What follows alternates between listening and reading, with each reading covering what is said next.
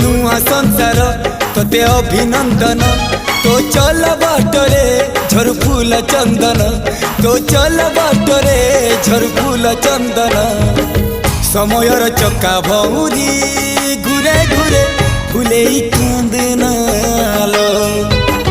चढ़ीबु तू फूल सवारी धीरे धीरे फूले कांदनालो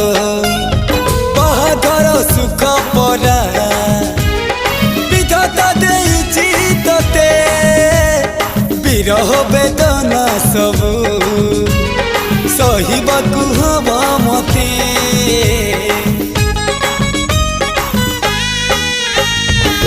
सिंथी तो रहेला सिंदूरी धारे धारे फूले कांदनालो